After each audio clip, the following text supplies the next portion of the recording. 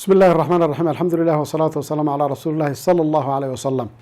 dawada maanta waxaan ka hadlaynaa 10 qodob oo runtii keenaya inaad noqoto qof u adkaysta dhibaatada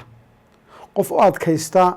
dhibaato haday ku soo gaadho ama dhimasho ku soo ama ehelkaaga qof kamid uu dhinto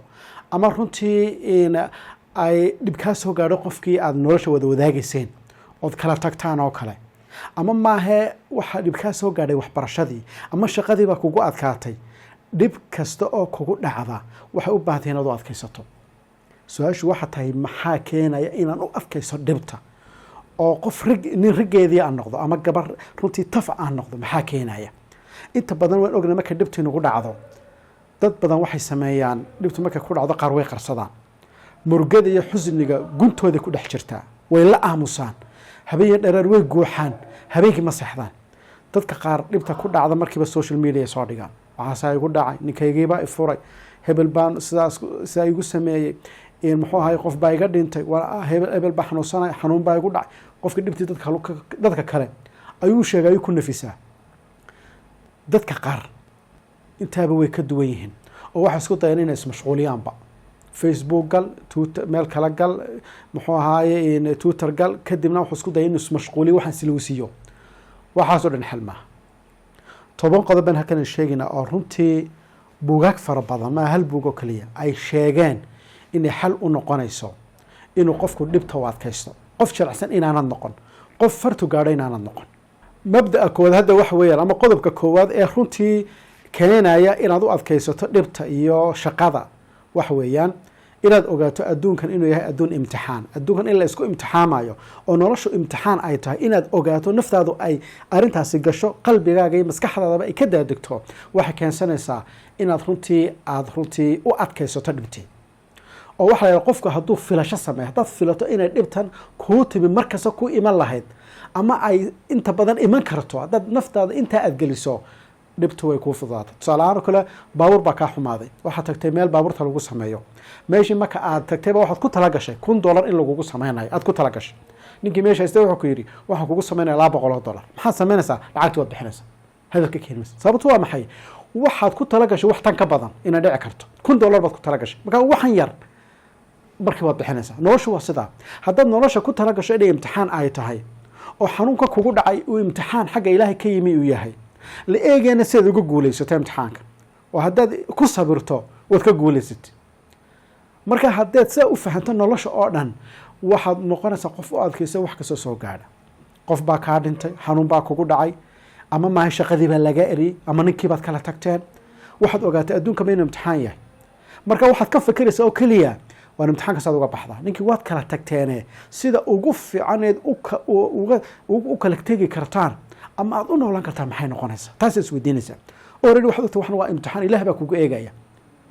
sida oo kale imtixaanku maaha kaliya dhibaato dhinac wuxuu noqon karaa nicmada ilaahay ku siiyey waxaan ognahay maanta dad badan oo dhaqaale fiican haysta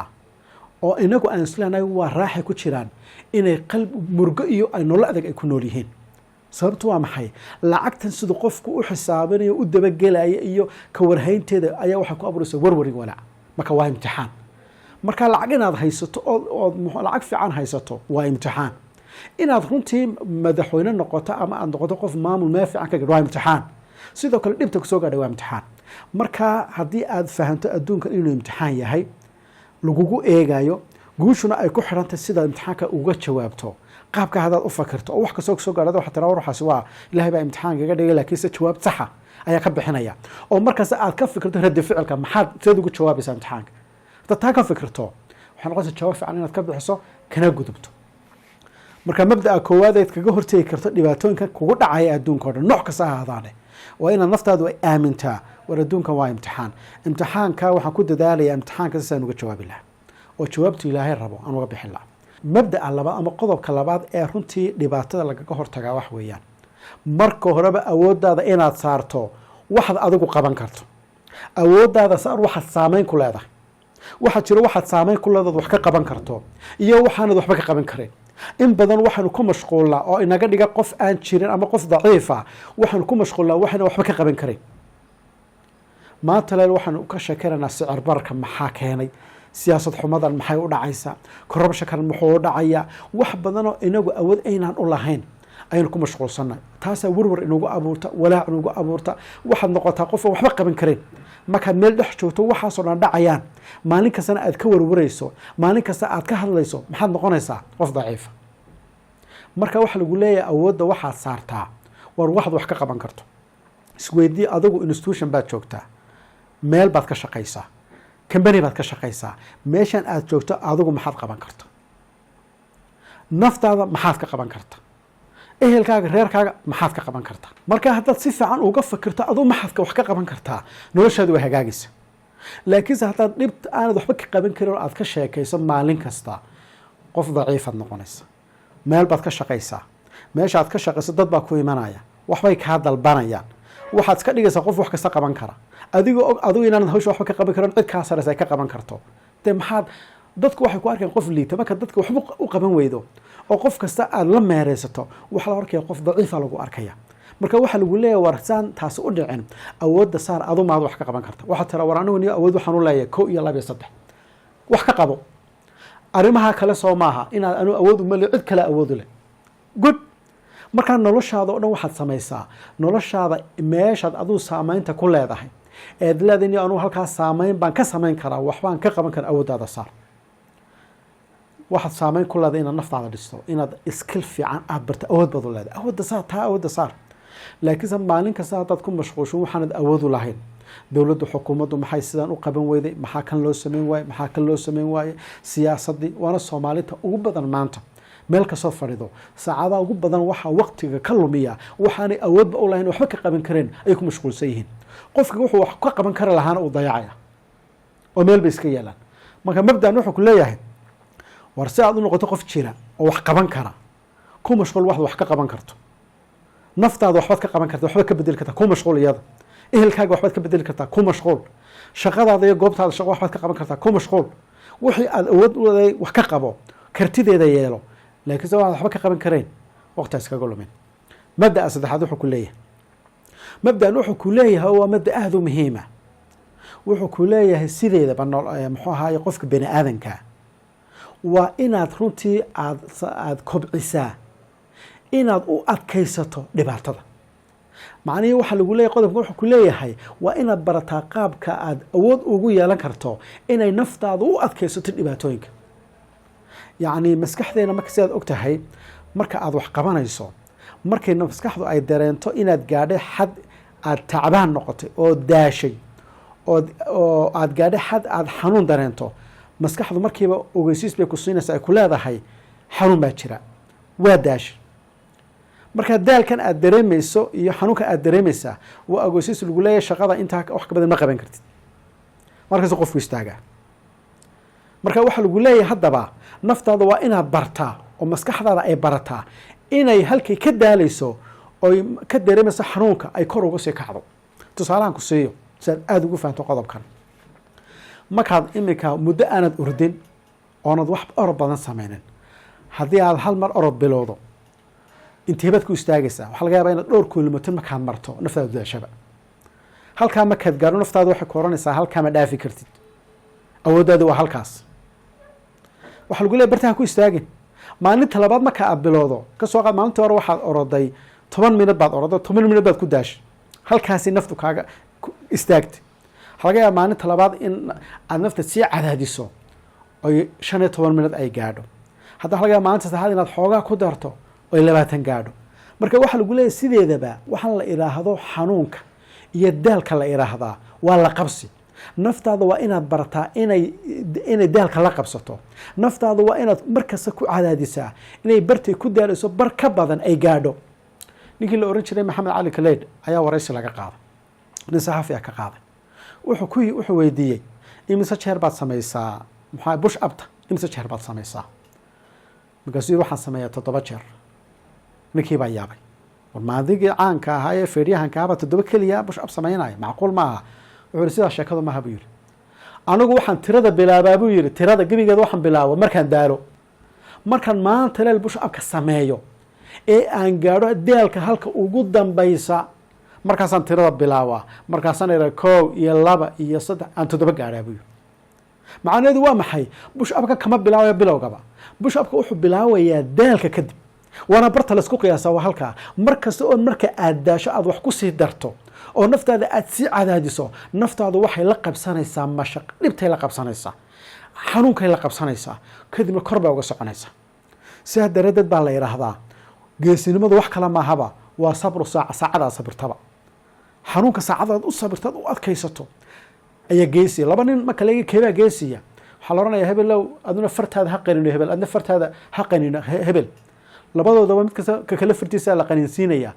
waxaa loo tirinaya minuteskaa loo tirinayaa minutkeeba qof kasta uu ku adkaysan karaa ka adkaysigiisu bato kaasa geesi noqonaya wax kale maaha markaa qofka xanuunkiibuu rabaa inuu waqti ku daro kolba in ku daro markastoo xanuunka kor usii qaado ood usii adkaysato waxaad gaadhaysaa xal runtii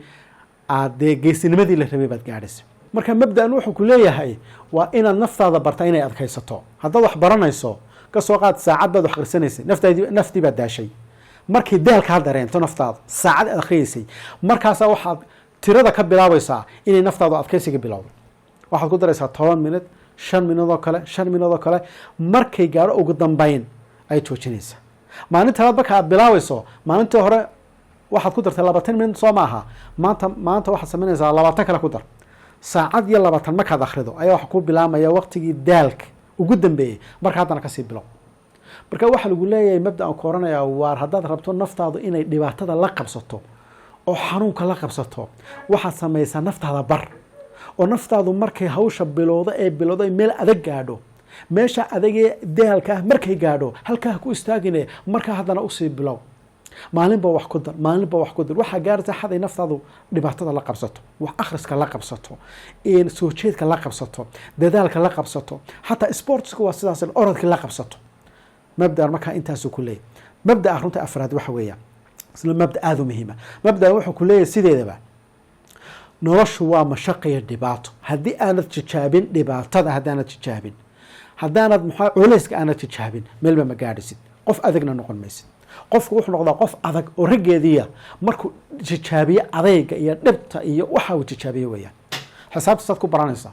xisaabta waxaad ku baranaysaa ma inaad kuwa fudud oo kaliya ka shaqayso saasaa maya xisaabta waxaad khabiir ku noqonaysaa xisaabta kuwa ugu adag markaad tijaabiso eed ka shaqayso brogramminka goormaad baranaysaa markaad brograama samayso oo course la yaab leh aad qorto weliba kuwa kuugu adag aad kusii tijaabiso ayaad khatar noqonaysa markaa mabda'an wuxuu ku leeyahay nolosha sideedaba waa tijaabadana waa in waxa adag aad tijaabisaa ee runtii kugu adag waa inaad tijaabisaa ood isku dayda ood ku dadaashaa markaasay noloshu la qabsanaysaa noloshu markay taa la qabsato waxaad noqonaysaa qof shakhsiyadiisu adag tahay oo wax kastoo soo gaaro dhibaatoonka u adkaysta mabda'a shanaad wuxuu ku leeyahay daawade fashalka waxa la yiraahdo ha ku istaagin dadku halka ku istaagan waa halka qofka dhib baa soo gaaraysa waxbaa ku dhacaya ganacsiba ka xumaanaya halkaasuu ku waan fashilmo oranaya kadib uu niyad jabaya kalsoonidii baa ka lumaysa khalaas bartaas waa barta lagu eego qofkaasi ma qof adag baa mise maaha qofkaasi ma qof jira mise maaha maalintaad fashilanto waa inaad fashalka ka faa'iidaysataa waa in dhinaciisa positive-ka aad ka eegtaa markaad ka faa'iidaysato fashalka ood isweydiiso war maxaa qaladkan keenay wixii qaladka keenay aad ka tagto hore aad uga sii kacdo guushu markaasa taagantay markaa qodob mabda'an wuxuu ku leeyahay war mar kasta ood fashal kugu dhaco ha ku istaagin barta imtixaankiiba dhacday hore waan dhaco jaacadda waan ka baxayaaye imtixaanka mar labaad gal oo intaad si fiican u akhrisato mar labaad gal in allahuma salli calaa maxamed waxaad ku fashilantay dhaqaale ganacsi yar baad abuurtay oo burburay markiiba ha istaagin oranayanu dhaqaalaha kuma ficniyo ganacsigee umar baan furo uga xumaada ha oranine mar labaadna bilow markaasaa waxaa keensa naftaada la qabsato oo burburkiibaad la qabsanaysaa intaasoo jir haddaad fashilanto ood ka faa'iidaysato waad fahmaysaa marka dambe kadib qof la qabsada fashilkaad noqonaysaa kor baad uga sii soconaysaa mabda'a lixaad daawada waxa weeyaan isbedelka marnaba ha ka hor imana waa inaad noqdo qof isbedelka taageera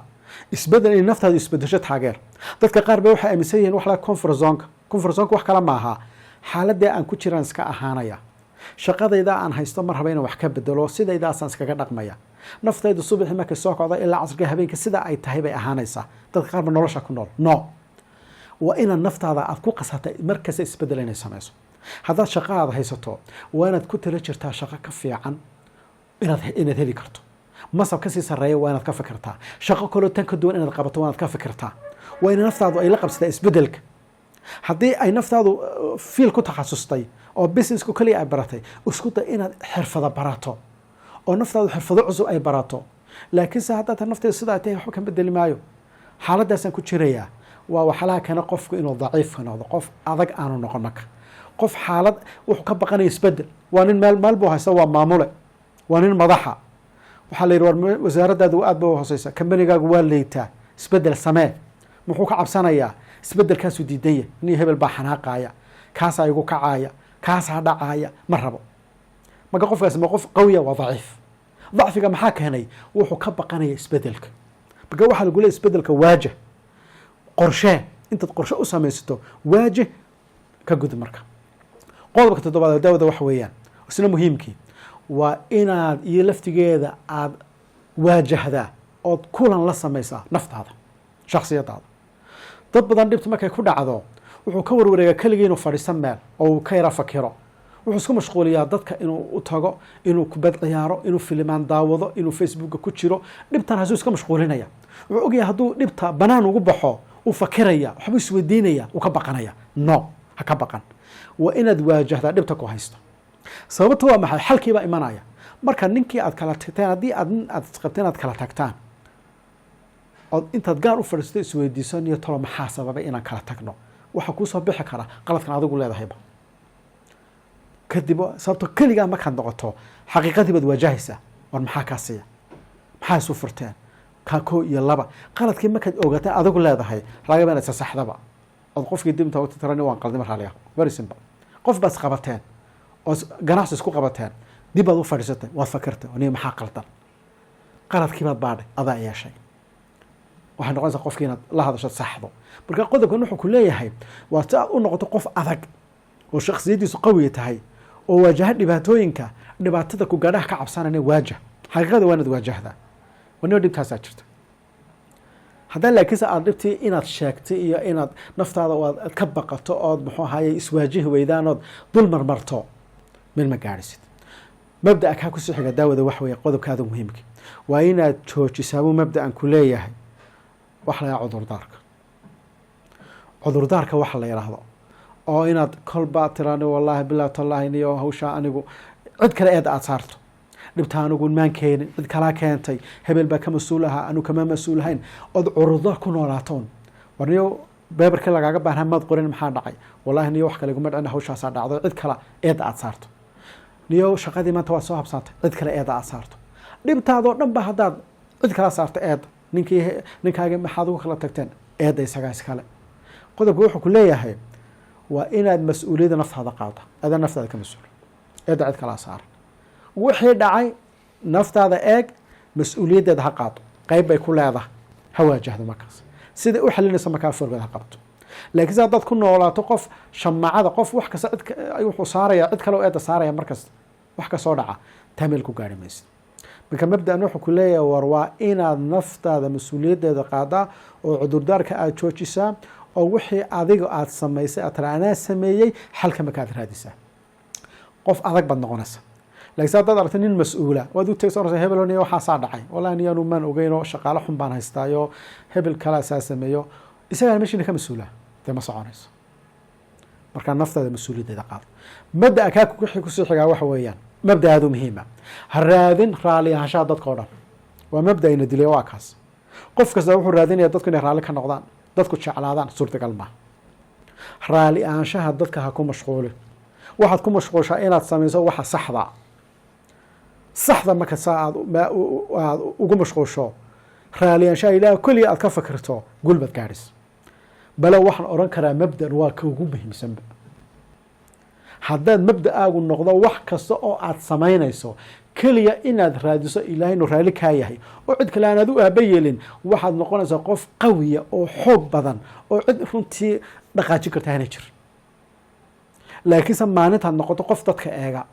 talo dadku maxay kaa soo qoran comment maxay kaa yidhaahdeen talo like ma kuu saare talo maqaar baa ku caaye talo maqaar baa ku ammaanay talo waxa haddaad ka fikirto waa kuu dhamaato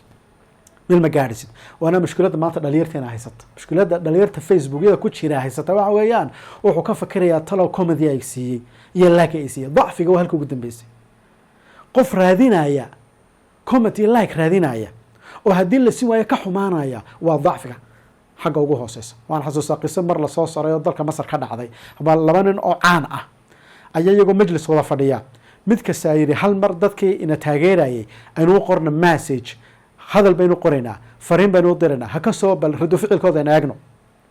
labadii nin baa qoray mid ka mid a dadkiisi markiiba u soo jawaabeen oo laakii comment ku soo waaleen midna way u aamuseen kii loo aamusay waaba ooyeyba uu ooyey. halkaas maxay tusinaysaa waa dacfiga halka ugu dambeysa inaad laagii comment iyo laaf aad ka fikirto ood wax ku qiimeyso oo waxaan aad soo dhigaysa aanaad ka fikirin. qodobka runtii ugu dambeeyaan kusoo khatiminaa wax weeyaan waa qodobka oranaya ha ka baqan naqdiga, ha ka baqan naqdiga iyo in wax lagaa sheega ha ka baqan. naqdiga hadduu kusoo waajahana si isluub leh ula dhaqan. maanta mushkiladda ugu badan inay haystaa waxa weeyaan naqdiga in ka baqana in wax lagaa sheego. marka qofkii taasi waxay keentay inuu baqdaba oo isratalo maxaa lagaa sheegay. qodobkan wuxuu ku leeyahay war waxaan lagaa sheegaya waxay noqon karaan qof muxuu ahay wanaag ku wada oo nasteexa ku wada ayuu noqon karaa oo ay tahay inaad ka faa'iidaysato oo qalbigaaga u furto. wuxuu noqon karaa qof ciyaaro suuqa iska caay ah uu noqon karaa waxba kaa ka soo qaado. wuxuu noqon karaa qof xaasida uu noqon karaa kaana u ducay. marka waxa lagu leeyahay ha isku mashquulinba commentka waxa la yiraahdo iyo naqdiga ha isku mashquulin wixii wanaaga kala soo dhaxba. bale haddii qof bini aadamku uu waayo naqdiga isagaaba dhib noqdaba. haddaad wadacid wax kaa sheegta oo dadku ku wada ammaanaanun qofku khadku ka baxayaba. marka waa miisaan weeyaan in wax lagaa sheega miisaan ah sababto qofka naftiisi shakhsiga waxa ku soo celinaysaa shakhsiyadiisa caadigeed ku soo celinaysaa haddii kale wax kala soo qaadanaya. marka waa hamoodin waxaan la yiraahdo in wax lagaa sheego inay iska tahay uun caydu ay iska tahay uun wax yaro iska simbala. marka qaar ba qofku haddii waxba laga sheegi waayo oo ammaan kaliya uu helo mar kasta uu noqon karaa inay u horseedo isla weyne iyo dhib badan oo kale. bale marka qaar bay commentka la saaray leeyahay aad waxa sax maaha ay ku soo celin kartaa dariiqa saxda. marka waxa muhiim ah inaad eegto waxaan lagaa sheegayo ma saxba. haddii sax yihiin dee wax ka bedel naftaada. hadday cay iyo wax kala tahayna qalbiga dhagaha ka furayso waxba xataa qofka ha uu qaado. sababtoo aad ugu qaadeen waxay tahay daadaa halkan iskeenay in wax lagaa sheego way imanaysaa. dad maanta media soo gasho in wax lagaa sheego waa qasab. marka dadka waxba ka soo qaada cuqdada naftaada ha gelin cadhana ha gelin. intaasaan kusoo koobeen. wassalaamu calaykum waraxmatullahi wabarakaatu.